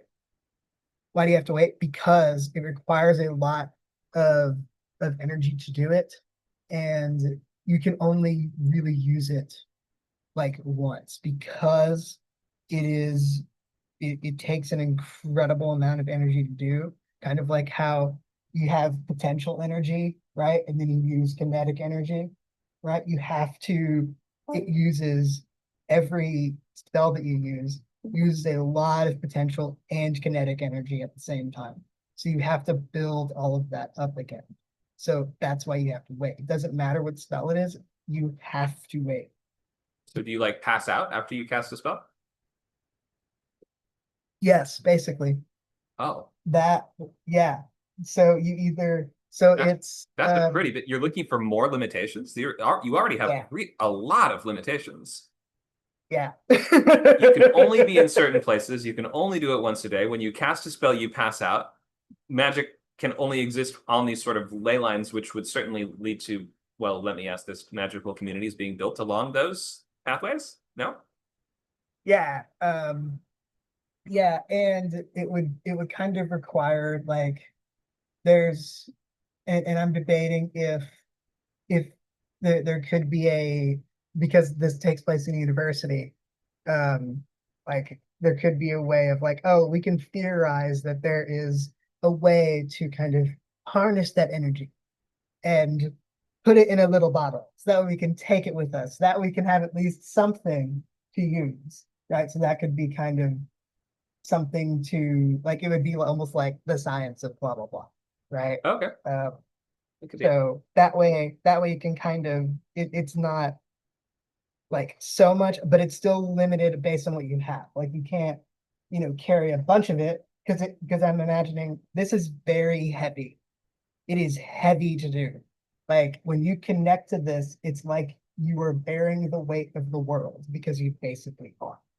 Okay. Can you give me an example of a spell then that somebody might cast with this? Sure. So something that I've thought of is if you are looking for a very specific, if you were in a massive library of like 1,000,000 books, you are looking for a very specific book, and you have absolutely no idea where it is, you would basically cast a spell. You would connect to a ley line that you know is underneath there, and you would essentially use a kind of, because every spell is through a kind of gestural like movement and like almost like a dance, like choreography, right? So you would cast that specific thing, and then you would kind of ask, I need this book, please. And then it would the ley line would go through the library, find the book for you, and bring it here. What And school that is would that? require a lot of Would that be illusionary, or what school is that in? So that would be more of a, so that would be an illusionary kind of magic because it involves the book being brought from one place to yourself. So that would be kind of an illusionary kind of thing. Okay. Yeah. Gotcha. So the answer you could use it to find a book. Okay, there's one thing you could do with it. But so I guess you built it in such a way that you're saying you're bearing the weight of the world. Like you can only do one of these per day. But then most of the examples you've listed are pretty small applications of that. So I would maybe kind of think of what are the way bigger applications of this? Like, because you may not need to add additional magical costs to these things because the magical cost is already so high. I mean, you could bump it up more if you said the ley lines have a limit to them. Every time you're drawing power from them, you are diminishing that school or the power of that everyone else can draw from. Maybe they deplete over time and they take hundreds of years to come back. Like that would sort of add really clear social costs on using them. For instance, laws on how much magic you can use or what type of magic you should be using, or is it illegal to cast spells in the first place unless you submit your approval form and it goes through like 9 different branches of government to get the stamp. So the social cost is already, or the mystical cost is already quite high. I would maybe think of other costs that you could layer in on top of this. So you can say if the ley lines are limited in some way, or if this diminishes the magic for everyone else, then that's one version of this. You could say every time we use the magic, gets either weaker or stronger. So if one person uses the same spell multiple times, then it either becomes worse or it becomes more powerful, meaning that the more that you use a single spell, the more obvious it gets, the more attention you're going to draw, and the more you're going to ruffle feathers of the magical community, because they can see you've been sort of doing extracurricular work off the books. That would be another option you could take. You could, Yeah, I like that. Cool. yeah, you could, we could say that it requires some kind of sacrifice to use. You have to kill a live animal every time you cast a certain spell or a certain school of spells, like medical spell. That comes up often in the sort of like transfer of energy sort of systems where it's like, well, you can take someone's injury, but then you have to give it to someone else, like yourself. So that's sort of like an additional wrinkle you can think about too. Something about this world seems like your wizards would have to have retinues, pretty consistent groups of followers. If they become so vulnerable after casting a single spell that they are now essentially passing out, you're going to need like a really tight-knit group, like an entourage, who can support you and act as your handlers and your helpers, right? Yeah, I mean, a lot of it is, yeah, I mean, there is kind of a core like group of people that's kind of, you know, near our main character a lot. And yeah, he does have, and there are people that kind of like in that group, there's different people that do like different kinds of magic. So it's not just one type of group, but there's always at least somebody that is like the rule is I'm only using magic today. Like and nobody else can. And then we kind of switch off. So it's Oh, they're like a cabal that passes the sort of wizard staff from person to person. Exactly. Yeah, exactly. Like, you know, and then if I pass out, you have to make sure that I don't die. Yeah, that's And then kind of a tomorrow- cool social structure. Right. And then tomorrow, right, exactly. A quartet. Maybe each one has to, yeah. maybe a sort of quartet of wizards would be one of each school. So you have one illusionary, one medical, one, what were the others? The elemental, and one audio. Well, these might have just been ideas. Maybe these aren't full schools. Oh yeah, But yeah. These are kind of like ideas. Oh, okay. I kind of was thinking these were your 4 core schools, but in any case, if you did have 4 schools, then I could easily see that social structure has to have one of each, and there's sort of like checks and balances on each other. So therefore, if you use too much magic, the expectation is not only are you supposed to help and support the other members of your quartet, but if one of them starts going crazy, like doing too much magic, using it for too selfish reasons, or expending too much of their ley line, maybe the rest of the group is supposed to step in. So you can police each other. Yeah. That's actually a good little thought to consider for sure. Yeah, or at least a partnership, if not all 4. At least one other wizard that's supposed to be like your partner. And whether it's at the school or whether it's even after the school, maybe every wizard is they're like detectives, and that you're supposed to always have a partner. Yeah. So that's not a direct cost, but that would lead to everyone having their own either one or multiple sort of additional gatekeepers or police that will be monitoring how you use the magic and making sure that you're using it for the right things. Right. Let me open it to everybody else though. What do you guys think could be some additional costs in Dakota's world that using magic might bear, whether they are mystical or whether they are social, physical, or any other effects?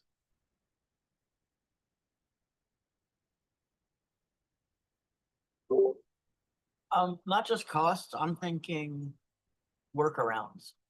So having a magical item that can be charged, you can draw on like a battery or that kind of thing, but also the idea that if you're good at a thing, it takes less effort to do because you've practiced it. Does that make sense? Mhm. And so the less practiced you are, you know, it's like running a mile if a mountain, running a mile if you are a couch potato, right? Right. Sort of analogy. So those are two thoughts. So there's a concept of once you're in Jianghu, like once you're in the kind of Wuxia world, it's like kill or be killed. So there's like like just by using magic, you're part of the will and part of the doom that awaits all beings that you enter the will, right? Once you accept the call to adventure, you're doomed to that kind of fate, and everyone usually never lives in old age there, right? So that's kind of like the I don't know what it's called, but in terms of like in your setting, which is academic, there's also an academic stigma, right? Once you're in the academic world, everyone else is like muggles. Like like, have you ever like talked to like the Ivy League person? They're very they don't understand. They don't understand. It's- it's, um, they don't understand. Having a little trouble Uh-huh. hearing you. I think we're losing you a little at the end there. Might be the mic connection. Yeah, when you talk to like a person in like high academics, right? Like you don't really respect their work. Not that you don't respect it.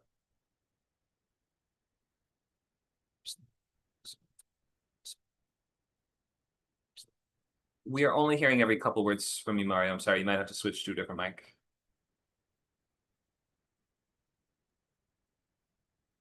Sorry about that. It sounded like a loose connection. Maybe is the plug like not all the way plugged in or something like that.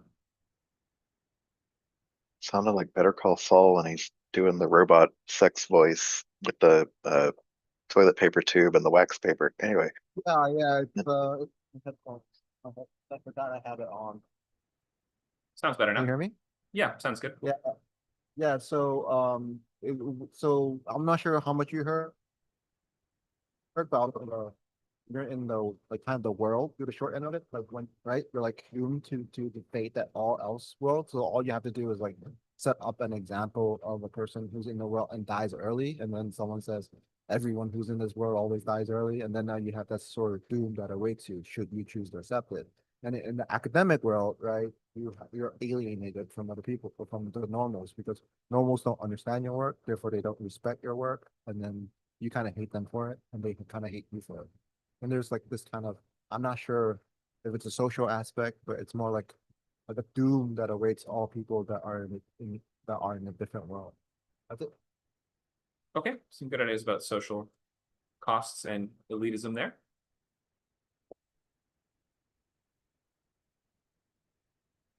All right, Dakota, anything else you want to ask about while we have you? I can't think of anything. I think Luke maybe had something, but I'm not. yeah, I had two things. Mhm. Good.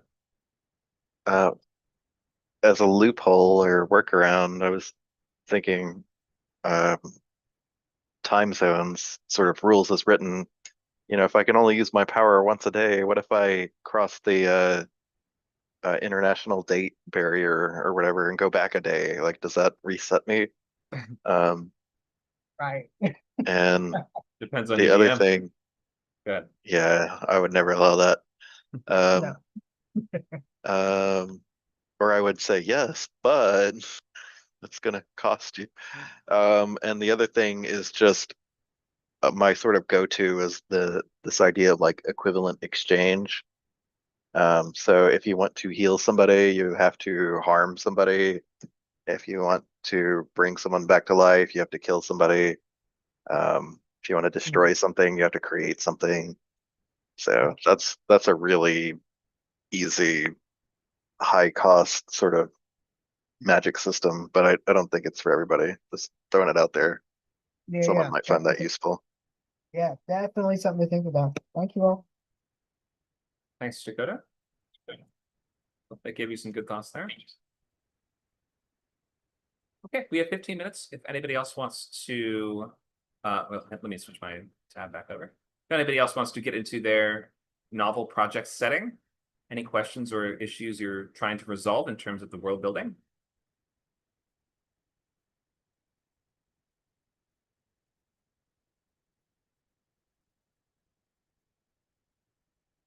I always have stuff, but I'm hoping other people have stuff.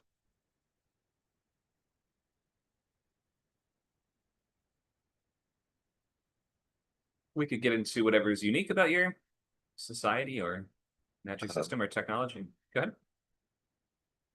Oh, technology and magic. I was just going to spitball like corporation names, but I guess that's not sci-fi. I guess that's sci-fi though. That's cyberpunk. It can be, Um, sure. So yeah, just tech like company names or products. I have like dinosaur milk is one. I have for my another project. I have oh God, what did I call it? It's a it's a sex enhancer product. I forget what I named it. Sultrex. The sex enhancer you sprinkle into your morning coffee.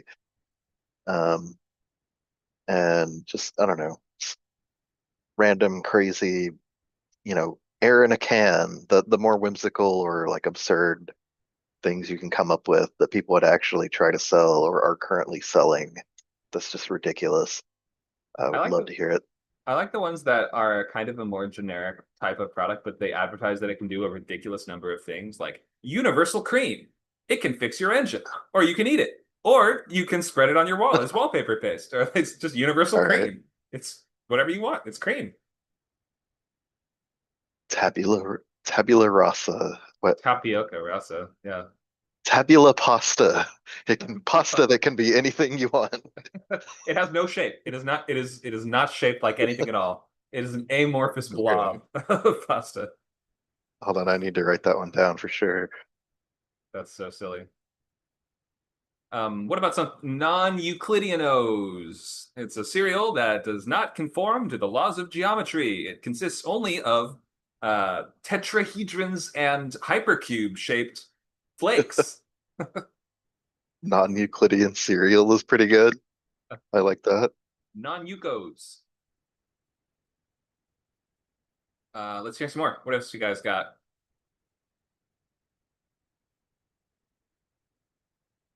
What are some dumb cyberpunk implants people would install?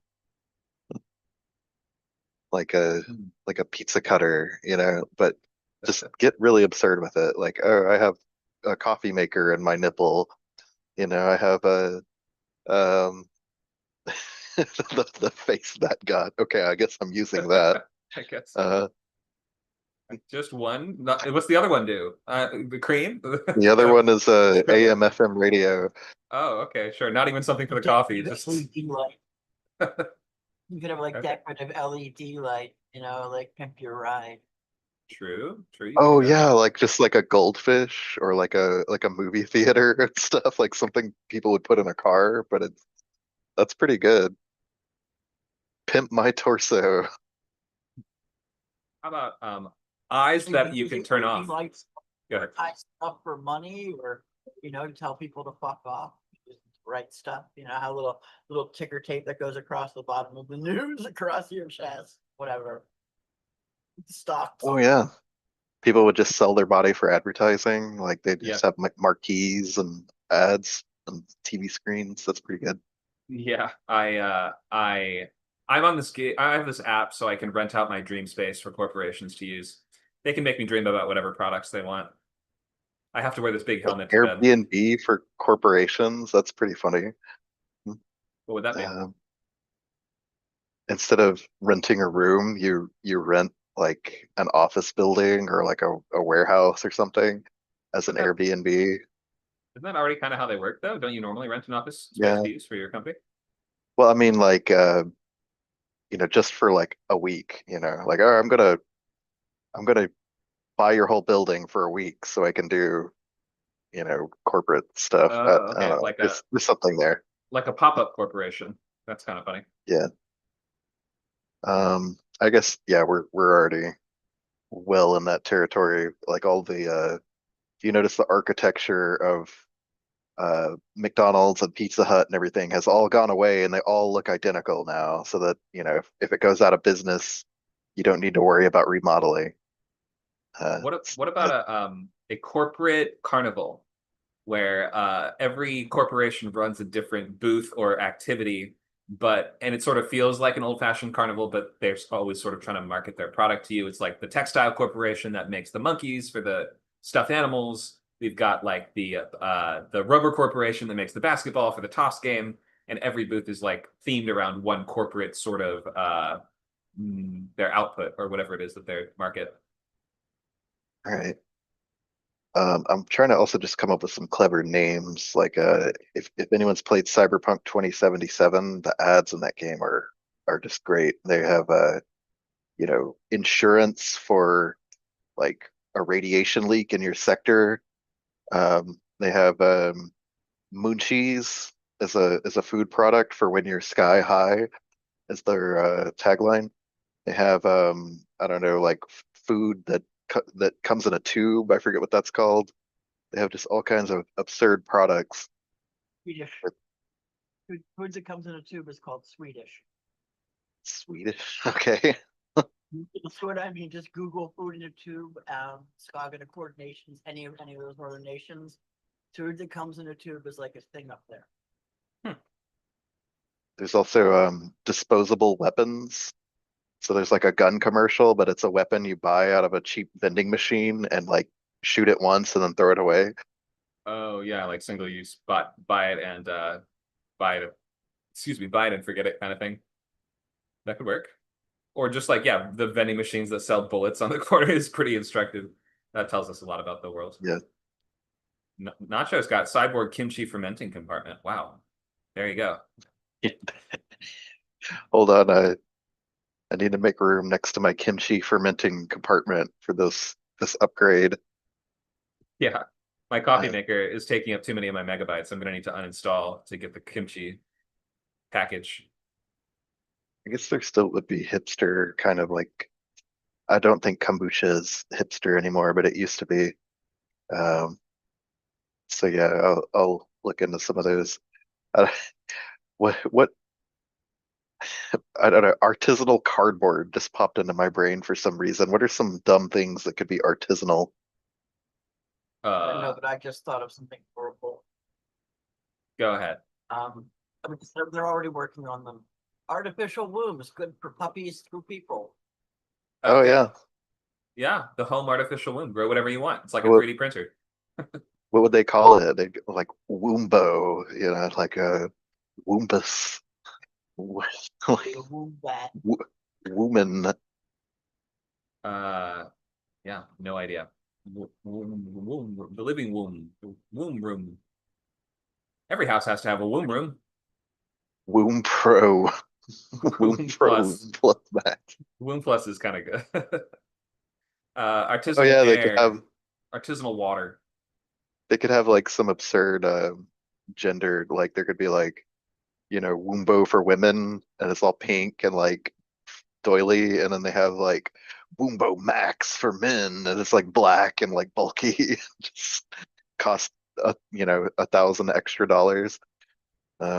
or credits.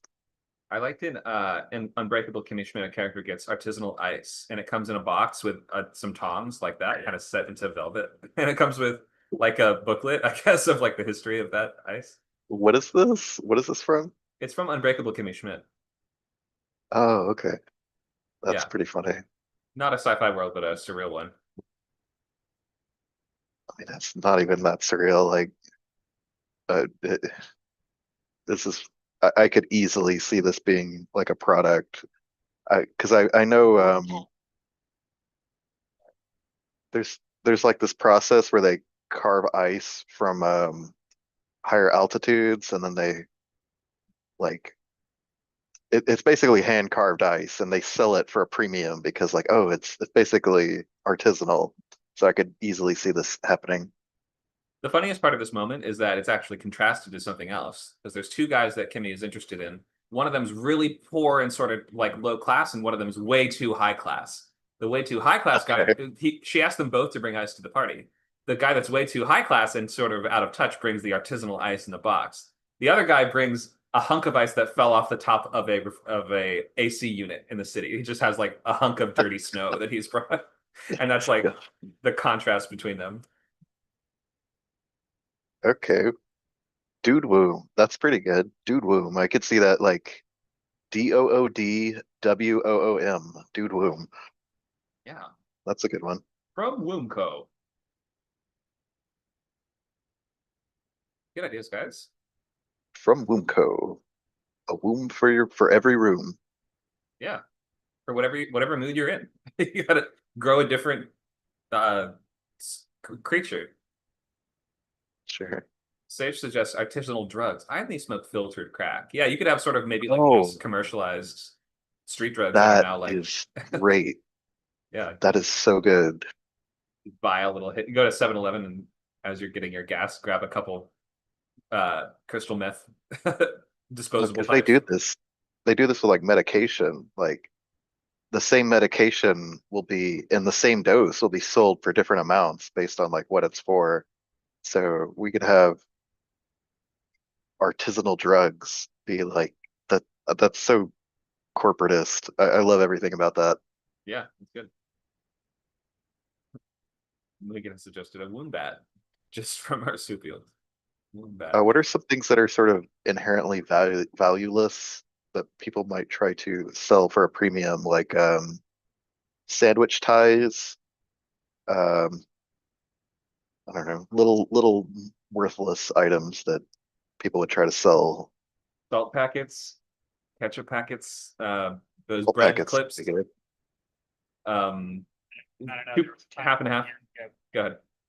There's a time a couple years ago, people were selling JPEGs at thousands of dollars. I don't know if you can get into Yes. that. If you can, I'd love to hear it. Just like the ways people will come up with to sell nothing. NFTs would be a great example. Catchphrases. People are always coming up and trying to sell their catchphrase to corporations. So there's like corpo soldiers on the street. And you come up, you're like, guys, just really quick. I've got a quick pitch for you. Okay, ready? It goes like this: Buy Woomco. It'll what would your I don't even know what your slogan would be that you're pitching for them, but like you would sort of maybe have I don't know or maybe you know what I've got. Never mind. This is too dark. I'll That's a come. funny scene. Like you could have a scene like that where this guy pitches this thing and they type it into like the I don't know little hand scanner they have and they get like a thing back from corporate and they're like, all right, and then they place the guy under arrest and like haul him away to the ISO cubes. Yeah, I do like the idea that they sort of will accept your pitch. Like we'll take it, but if it's not good, you're in trouble. Like maybe it's even like, all right, it'll take 8 seconds for our corporate AI to process that, and you've been denied. So we do have to tase you now. So for 4.5 seconds, you will have a very powerful electrical shock administered, sir. Thank you for your pitch. Good day. Oh, skin oil. What if there's just a product called snake oil? Pretty Just funny. literally snake oil. Maybe that's like the universal cream. Snake oil. It works for anything. It'll heal the sick. You can patch your walls with it. It'll fix the insulation. It'll even fix your computer virus. It'll do whatever you need. Snake oil from Snake Oil Co. Snake tape. Tape. It's like gorilla tape or whatever. I can see that being an actual name of a product. Yeah. Okay, we are getting towards the end of our time. There have been a lot of great ideas. Hopefully, you've got at least some fun inspiration there.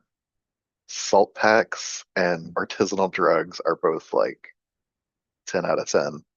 Yeah, there's always something funny about commodifying something inherently useless, which is what's so funny about Fallout currency too, which is like they use bottle caps as money, which kind of just tells us where the world is at.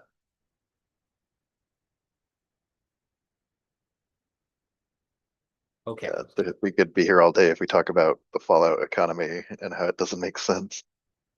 Right. It's sort of inherently absurdist. Like I think they're trying to sort of make fun of some of these ideas, Yeah. economic ideas as well. Very much so. Okay. We're at the end of our time for this event. Next week, we're back to boot camp. It'll still be open to everybody, though, because we're going into the early weeks. Remember, the first few weeks of any boot camp class are going to be free in public, too. So if you enjoyed this, if you stuck around until the end, at least, maybe come by next week. And if you haven't already signed up, do sign up for the upcoming sessions, which are going to be features, TV, and novels. There we go. And the links are right there in the chat. Tomorrow, we will be doing TV from 11 to 1. And later today, for members, we have lab from 4 to 6. So you can bring your questions, topics, and issues there. All right, we will wrap up for now. Thank you all for coming by. We'll see you soon at your next script camp class or event.